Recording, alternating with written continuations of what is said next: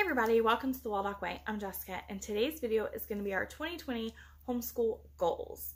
So it is obviously a new year, and so with the new year comes resolutions. I don't really do resolutions. I set goals for the year, and I always try to set goals that are the kind of goals that if you don't reach them, you've still bettered yourself for even trying, which is like never weight loss. But for our homeschool, I set 3 goals for this particular year. And those goals were to read more books, play more games, and get outside more often. After I sat down, I decided that we would try to read 1,000 books, play 1,000 games, and log 1,000 hours outside for 2020. Last year, we read 788 books, so 1,000 books was not like a huge stretch for us. I knew that was something that we could totally do. I've never logged our games as far as having an actual number of them for the year, so I'm not sure how many games we're actually going to play, or I have no number to hold those up to, but we play games pretty much daily in this house, so it's not, I don't think that's outside of our reach either. And while I have never logged our hours outside, and we don't necessarily get outside every single day, most days when we do get outside, we spend the entire day outside. So again, I think that's something that's totally within our reach, but these are those kind of goals that if we don't reach them, if we don't read 1,000 books, or we don't play 1,000 games, or we don't log 1,000 hours outside, we're going to be better just for having tried. So if we only read 850 books, well, guess what? We still read 850 amazing books. Or if we only play 900 games, well, guess what? We still played 900 games. Like, there is no lose to this situation. It's all going to be win-win no matter what. And those are the kind of goals I like to have. This also keeps me grounded in our homeschool, because with these goals, I know that these are going to be the things that I prioritize this coming year in 2020, or what I hope to prioritize in 2020. And let's be honest, playing games, reading books, and getting outside is really the most important part, because academics are things that you know you're going to do. You're never going to let your kids slide on learning math or doing their language arts, but reading more books together, not necessarily independently, but together, or playing more games, or being outside more. Those are some of the things that are really important, at least to me in our homeschool, that tend to slide. As mom guilt or mom panic sets in, you want to, shove more academics, do more worksheets, write more, whatever. Those are the things that always tend to kind of slide and get missed or fall through the cracks, or, oh, well, we didn't play one today, we'll play tomorrow, or, oh, we didn't get outside today, we'll get outside tomorrow. And then before you know it, it's been a whole week before you've played a game, or a whole, 2 weeks before you've logged some serious hours outside. And so those are the things that I want to try to prevent in 2020. Now, here are, I guess, the things I'm going to do, because I've had a ton of questions, because I posted this in my stories on social media.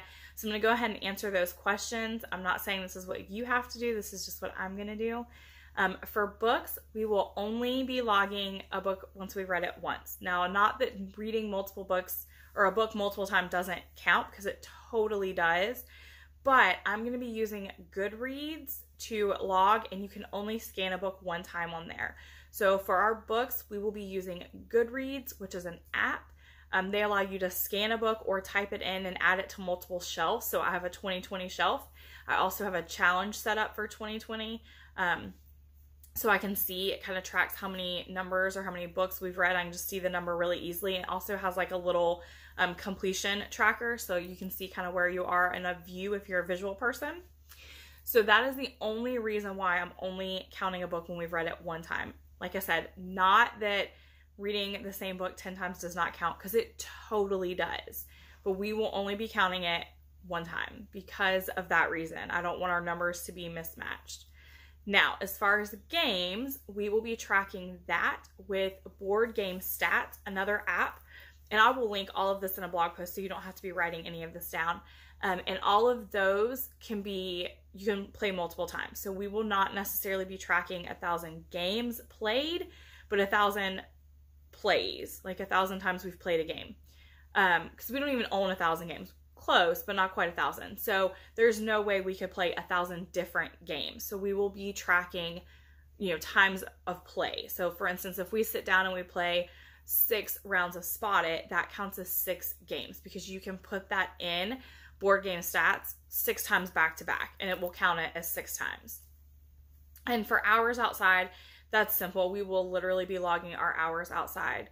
And I will probably round to the nearest, like if we're outside for 2 hours and 15 minutes, I would just log 2 hours. If we're outside for 2.5, I'd probably log 3, mainly because there would be, flex room to round up and down. And for that, they have amazing trackers on 1,000 hours outside, because it's like a blog, and they have like 10 different trackers. Again, I will link all of that in a blog post for you. But what we will be using for that is a printable, which will also be a freebie for you guys. And I made this 1,000 hours outside, and it's just a grid.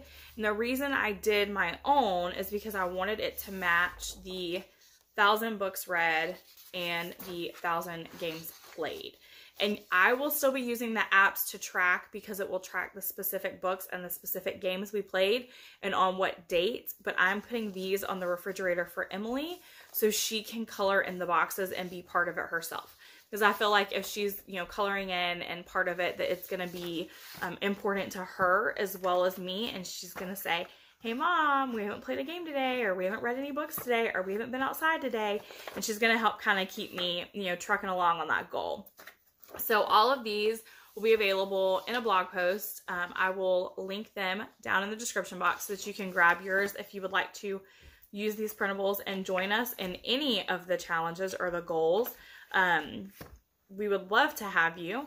We will check in with you guys and let you know how we do at the end of 2020 and whether we reached those goals or how far we came up short. And if you have set any goals for your homeschool in 2020, let me know in the comments down below, because I would love to be able to root you on for your homeschool goals for this year as well.